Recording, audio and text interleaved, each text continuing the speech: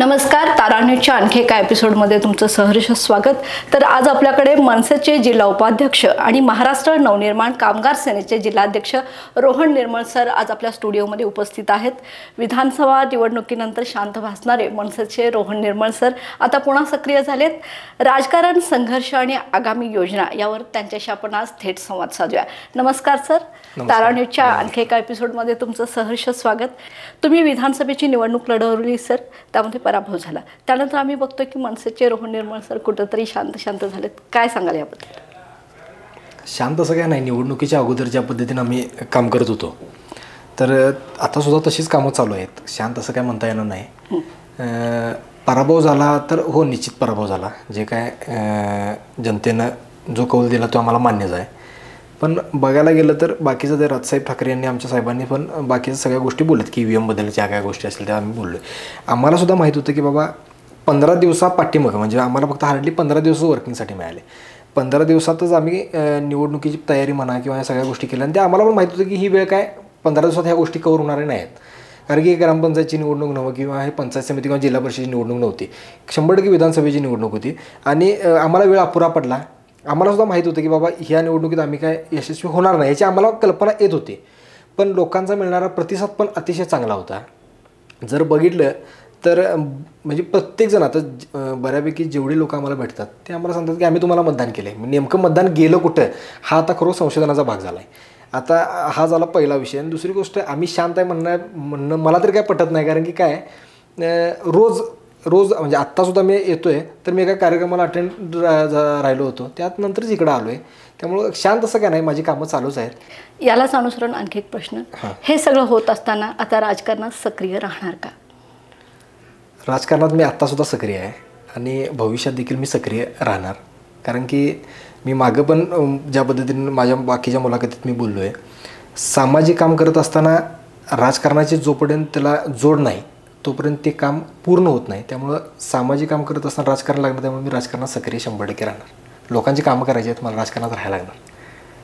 विधानसभा निवडणुकीच्या वेळी काही वेळेला असं ऐकावयास मिळालं की फोडाफोडीचं राजकारण झालं किंवा मग एखादी वेगळी यंत्रणा कामाला लागली गेली, याबद्दल नेमकं काय सांगाल? काय वाटतं तुम्हाला याबद्दल? खूप वाईट प्रसंग आहेत। आता इथं सांगण्यासारखं नाही, तर सांगतो तरीसुद्धा माझ्या जवळचे पदाधिकारी त्यांना पैशाची आमिषं दिली आहेत।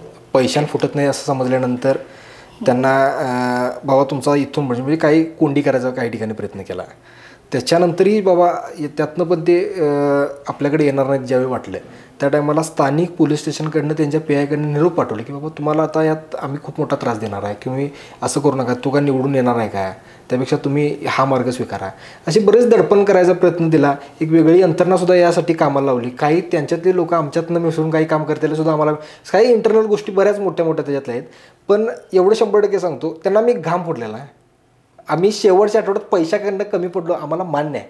पण त्यांनी देखील आम्हाला म्हणजे त्यांना एक वेगळी यंत्रणा लावायला लागली। 100% हा यश म्हणजे आम्ही तिथं जिंकलो म्हणायला काय अडचण नाही। आणि ज्या पद्धतीनं तुम्ही म्हटला की आम्ही निवडणूक हरलो हे मान्यच आहे, पण एक सर्वसामान्य कुटुंबातील मुलगा एक पक्षाच्या तिकिटावर विधानसभेची निवडणूक लढवतोय, ही एक अभिमानास्पद गोष्ट आहे। म्हणजे माझ्यासाठी तरी आणि बऱ्याच जणांसाठी आहे। बऱ्याच जणांनी मला तसं बोलून दाखवलं। त्यामुळे ही निवडणूक मी हारलो असं पण म्हणणार नाही, मला एक अनुभव देऊन गेली। 29ची निवडणूक मी म्हणजे ताकदीनं लढवणार आणि 24मध्ये ही रिहर्सल होती। मला 24 आता 29मध्ये काय बऱ्याच गोष्टी मला काय करायला लागतात काय नाही कळालं। 29मध्ये 100% यापेक्षा आपण चांगला हे करू आणि विजयाकडे आम्ही वाटचाल करू। त्यावेळी आता परवाच हिंदीच्या मुद्द्यावरून उद्धव ठाकरे साहेब आणि महाराष्ट्र नवनिर्माण सेनेचे राज ठाकरे साहेब एकत्र आले। काय तो क्षण वाटला, एकत्रित मेळावा झाला, यावर ही नांदी कायमस्वरूपी टिकेल असं वाटतं का? आणि तुमचं मत यावर नेमकं काय असणार आहे? आता पहिल्यांदा सांगायचं म्हणजे साहेबांनी परवा पत्र काढले। साहेबांनी सांगितले की या मुद्द्यावर कोणी बोलायचं नाही। पण आता तुम्ही विषय विचारलास तर मी सांगतो, महाराष्ट्राला सुद्धा जे चित्र बघायचं होतं ते महाराष्ट्रानं चित्र बघितलं। बऱ्यापैकी महाराष्ट्रातली बरेच जनता ही खुश होती त्याच्यावर। बऱ्याच TV चॅनलचे सुद्धा आतले स्टुडिओतले व्हिडिओ व्हायरल झाले त्या दरम्यान, तुम्ही बघा तर तिथंसुद्धा एक चांगलं वातावरण होतं। ठीक आहे, परवाचा मेळावा जो झाला तो मराठी म्हणून झाला। ना की कुठला पक्ष म्हणून. मराठी म्हणून झाला, महाराष्ट्रातील सगळी मराठी लोक तिथं एकत्र जमलीत. आणि काय असतोय उद्रेक हा BJP म्हणजे BJPंना सरकारला सुद्धा हे कळालं की बाबा काय उद्रेक झाला तर काय पद्धतीने होणार आहे. त्यामुळे त्रिभाषा सूत्राचा त्यांनी GR मागे घेतला. आम्ही विजय उत्सवसुद्धा त्या पद्धतीने साजरा झाला. आता बाकीचं जे काही युती आघाडी जे काय होईल ते शेवटी आमचे नेते सन्मान्य राजसाहेब ठाकरे ठरवतील. साहेब ज्या पद्धतीने सांगतील त्या पद्धतीने सगळं वाटचाल राहील. आता मला एक प्रश्न विचारायचं स्थानिक स्वराज्य संस्थांच्या निवडणुकीमुळे आणि मुंबईची जी निवडणूक आहे ती कुठंतरी काबीज करण्यासाठी हे दोघे एकत्र आले असं विरोधकांचं मत आहे. त्याबद्दल काय सांगा. विरोधक रोज टीका करायला लागले. त्याला काय शेवटी एखादी गोष्ट कुठली पण झाली विरोधकांना विरोधकांच्या बाजून बघायचं असते. ती बघतील आणि शेवटी येत्या निवडणुकीत काय चित्र आहे की नाही ते थोडंसं स्पष्ट होईल. साहेब स्पष्ट करतील आणि त्यांना ते उत्तर त्यांना ह्या निवडणुकीत मिळून जाईल. आणि समजा तुम्हाला कागलमधून निवडणूक लढायची संधी मिळाली तर मग कशा पद्धतीने ही निवडणूक असणार आहे. मनसेचं आणि सेनेचं कसं हे असणार आहे मग ताळमेळ. मी आता पहिला सांगतो, मी आता विधानसभेची निवडणूक लढली आहे तर मी काय आता खाली परत जिल्हा परिषद पंचायत समिती या काय निवडणूक लढायचा हा विषय नाही.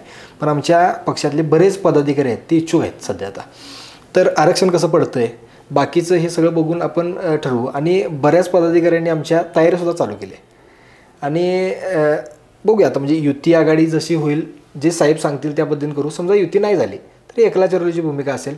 आम्ही त्या पद्धतीने ताकदीनिशी निवडणूक लढवू. RTO विभागाकडून होणाऱ्या अन्यायाविरोधात तुमचा एक व्हिडिओमध्ये व्हायरल झाला होता आणि त्या संदर्भात तुमचं पुढचं नियोजन काय असणार आहे मग आणि काय होता तो व्हिडिओ. काय होता सांगतो पहिल्यांदा. काय झालं होतं म्हणजे नवीन आता कागलला चेकपोस्ट नाका तयार म्हणजे सुरू झाला आहे. त्या चेकपोस्ट नाक्यावर प्रत्येक वाहनधारकाकडनं एक अमाऊंट घेतली जाते. म्हणजे बाबा एक एंट्री म्हणून पैसे घेतले जातात.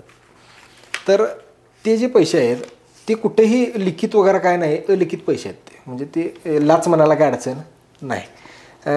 तर ओव्हरलोड झाला की त्याचे एक रक्कम सांगायची. त्यावेळी आता तो शेतकरी बेळगावला सौद्याच्या बाजारला सकाळी गाडी चालली होती आणि त्याच्यात शेतकऱ्याचा माल सगळा होता. आणि मला वाटते काहीतरी 100 किलो फक्त कांदा जास्त झाला म्हणून कांदा होता ना, कांदा जास्त झाला म्हणून त्यांना सांगितले की बाबा तुम्हाला 25,000 रुपये दंड होणार.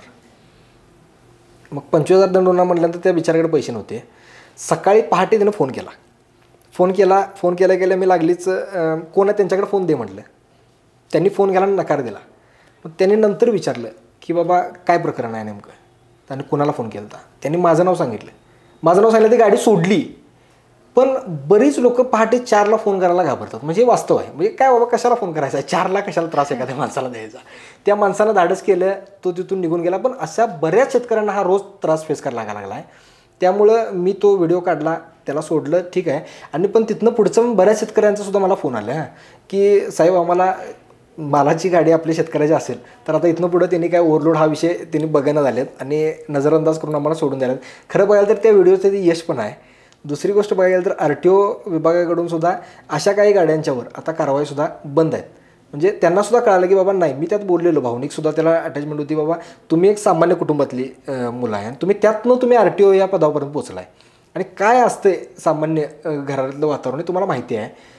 एक म्हणजे भाजीची पेंडी विकायची आणि मग घरातला धान्य वगैरे येणार, ही परिस्थितीतून ते दिवस काढत असतात. तुम्ही एकदम 25,000 दंड केल्यानंतर वर्षभराची कमाई त्यांची जाणार आहे. या पद्धतीने मी त्यात बोललो होतो. तर त्यांना कुठेतरी भावलं असेल, त्यांनासुद्धा काहीतरी वाटलं असेल. त्यांनी शेतकऱ्यांच्या वाहनांच्यावर आता कारवाई करायचं सध्या तरी बंद आहे. मला बऱ्याच जणांच्याकडनं तसं कळालं आणि काही अधिकाऱ्यांनी सुद्धा सांगितले की आम्ही आता ते बंद केलं आहे अशा पद्धतीनं. सध्या कोल्हापुरातील राजकीय वातावरण खूप तापलेलं आहे आणि प्रत्येकाला वाटतं की सत्ताधारी पक्षात गेलं पाहिजे. तर तुम्हाला काय ऑफर सत्ताधारी पक्षाकडून होती काय? मग मला रोज काही ना काहीतरी कोणाकडून तरी फोन येतात. पहिला विषय नंबर सांगतो. दुसरा, माझं कोणी शत्रू नाही. मी आजाद शत्रू आहे. मला कोणीही राजकीय विरोधक नाही. मला बऱ्याच आमच्या सहकारी मित्राच्या इतर पक्षातल्या मला रोज म्हणजे काही ना काहीतरी काय बाबा कशाला तिथं काय ये आमच्याकडे. मध्यंतरी मला जिल्हा परिषदेची सुद्धा ऑफर होती की बाबा तुम्ही आमच्याकडे या, आमच्या पक्षाचं तुम्हाला जिल्हा उपाध्यक्ष करूया आणि जिल्हा परिषदेला सुद्धा आमच्याकडनं तुम्हाला मदत करूया. तिथं काय ठेवलं आहे, मी त्यांना सरळ या गोष्टीला सांगितलं. तिथं काय ठेवलं नाही, तिथंच सगळं आहे. मला पक्ष सोडायचा नाही. सन्माननीय राजसाहेब ठाकरे यांनी माझी लायकी नसताना मला विधानसभेचं तिकीट बोलवून दिले. मला कुठलाही पक्षनिधी द्यायला लागला नाही किंवा मला हांजी करायला लागली नाही. माझ्या स्वप्नात सुद्धा नव्हतं की मला तिकीट मिळेल. साहेबांनी मला बोलवून, साहेबांनी आणि वहिनींचं खरोखर आभार मानलं पाहिजेत. मला त्यांनी बोलवून आपल्या घरातला मुलगा या पद्धतीने वागणूक देऊन मला तिकीट दिले आणि मी 100% आयुष्यात कधीच या विषयाचा विश्वास त्यांच्याबरोबर करणार नाही. आणि मी एक वेळ मला कुठलं सत्ता नसली तर चालते. आणि आज बस सांगतो, माझा फोन गेला की माझी सत्ता आहे का नाही मला म्हणजे समोरच्याला ऑटोमॅटिक कळते. माझं काम 1 मिनिटात होते. माझ्या कुठलंही काम आमच्या डिपार्टमेंटात तटलं, माझा फोन येणार आहे समजलं की काम होते. फोन करायची पण बऱ्याच वेळा गरज लागत नाही. ही आमची सत्ताच आहे म्हणायचं, आमची सत्ता रस्त्यावर. कागल तालुक्यात अनेक अनधिकृत काळे धंदे आहेत. कुणाच्या आशीर्वादाने नेमके ते चाललेत आणि ते काळे धंदे नेमके काय आहेत? खूप मोठ्या प्रश्नाला तुम्ही हात घातला सध्या. कुणाच्या आशीर्वादानं चालू आहेत म्हणण्यापेक्षा बरेच आहेत. म्हणजे असं काय एकाच असं नाव घेऊ शकत नाही. बऱ्याच नेत्यांच्याकडनं का नाही म्हणजे नेते ह्यातमध्ये इन्व्हॉल्व आहेत. आज बघायला गेलं तर कोणकोणते काळे धंदे आहेत त्याची माझ्याकडे यादी आहे. फोन घेऊ का 2 मिनटं? हां घ्या. मटक्याची वसुली कोण करतं आहे ह्याची माझ्या डेटा आहे पूर्ण जिल्ह्याचा. म्हणजे ते पहिल्यांदा LCBला होते अधिकारी, म्हणजे अधिकारी म्हणजे पोलीस कॉन्स्टेबल होते. ते पहिल्यांदा LCBला होते, त्यानंतर ते राधानगरला ट्रान्सफर झाले, आता ते ASTUला आहेत. त्यातनं त्यांची वसुली चालते आहे, ती LCBसाठी काम करतात. असं सगळ्यांची ह्या प्रकारे माझ्याकडे सगळ्यांची आहे. म्हणजे उदाहरणार्थ मटका जुगार व्यवसाय असू दे, ऑनलाईन लॉटरीचा जुगार असू दे, गुटख्याची वसुली असू दे, बेटिंगचा बुक्कीची वसुली असू दे, रेशनचा काळा धान्याचा बाजार जो आहे चालतो आहे काळा धान्य, तर म्हणजे रेशन धान्यात काळा बाजार जो चालतो त्याची वसुली असू दे, अनधिकृत दारूधंद्याची वसुली असू दे, अनधिकृत गॅस भरण्याची सुद्धा वसुली, त्याची सुद्धा वसुली होती. आता म्हणजे झोपडपट्टीमध्ये ती सुद्धा म्हणजे काही गॅस भरतात, गाड्यांना गॅस वगैरे लागतो आहे त्याची वसुली असू दे, काही अनधिकृत गॅस भरतात त्याची सुद्धा वसुली होती. त्याच्यानंतर हॉटेलचा लॉजिंगचा व्यवसायाची सुद्धा वसुली करणं, ह्या सगळ्यांची यादी कोण याच्या अगोदर कुठं होता, त्याच्यानंतर त्याच्यावर तक्रार कशी झाली, त्याची बदली कुठं झाली आणि आता तो सध्या कुणासाठी काम करतो आणि किती कलेक्शन होते आणि त्याचे सगळे पुरावेसुद्धा माझ्याकडे आहेत. जर तसं जर एक्सपोज करायची कधी वेळ आली तर 100% ते सुद्धा एक्सपोज करायला आम्ही तयार आहे. म्हणजे माझ्या पूर्ण डेटा आहे ह्याचा. त्यामुळे असं काय नाही की बाबा आमच्याकडे काय नाही, आमच्याकडे सगळा डेटा आहे. कोण कुणाच्या आशीर्वादाने चालतं आहे. आता ह्यो सगळा कुणाच्या वसुली कोणाच्या आशीर्वादाने होत असणार आहे. मध्यंतरी माझा तालुकाध्यक्ष विनायक आवळे यानं निवेदन दिल्यानंतर त्याला हद्दपारी करणार म्हणून म्हणजे कुणाच तरी इगो हर्ट होतोय. गजेंद्र लोहार आपले पोलीस निरीक्षक कागल पोलीस स्टेशनचे, त्यांचा इगो हर्ट झाला म्हणजे त्यांनी डायरेक्ट त्याच्या जुन्या केसेस काढायला गेल्या. जुन्या केसेस कसल्या, आंदोलनाच्या काही केसेस होत्या, काही त्यांच्या घरगुती वादाचा विषय होता, ह्याच्या केसेस काढल्या आणि ह्याच्यावर आता म्हणजे हद्दपारीचा प्रस्ताववर DYSP साहेबांच्याकडे पाठवला. आता तो प्रलंबित म्हणजे आता प्रांत साहेबांच्याकडे आहे.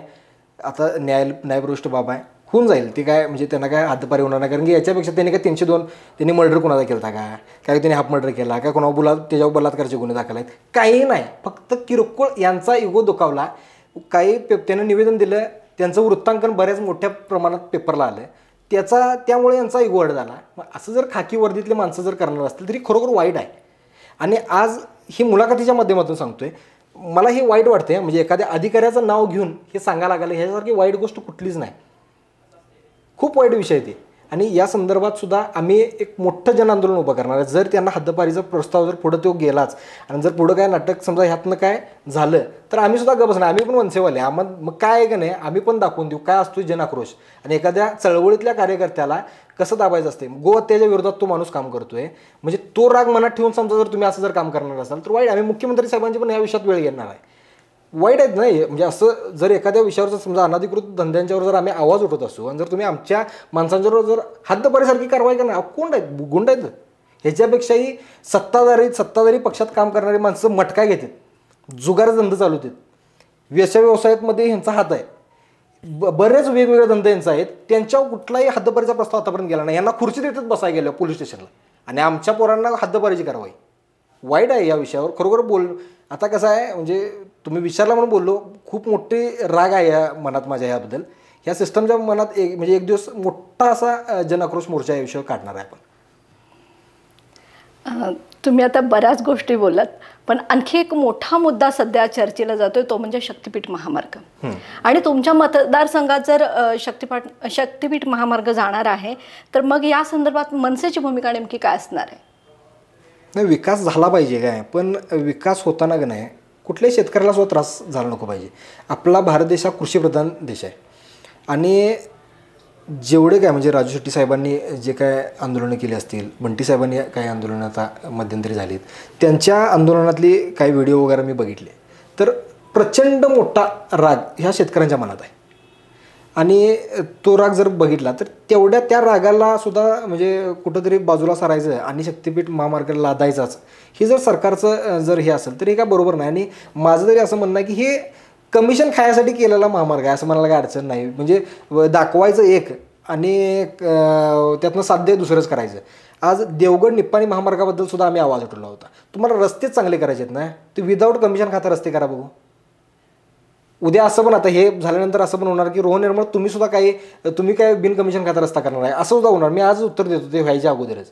माझ्या वॉर्डात म्हणजे माझी मिसेस ग्रामपंचायत सदस्य आहे तर त्या वॉर्डात मी काही 2च रस्ते मी वरनं म्हणजे गिरीश महाजन साहेबांच्याकडनं मंजूर करून आणले. आमची सत्ता नसल्यामुळे काय आम्हाला डायरेक्ट निधी मिळत नाही, मी त्यांच्याकडनं मंजूर करून आणलेत.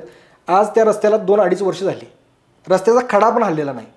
पण देवगड निप्पाणी महामार्ग हा म्हणजे जायच्या लायकीचा पण नाही.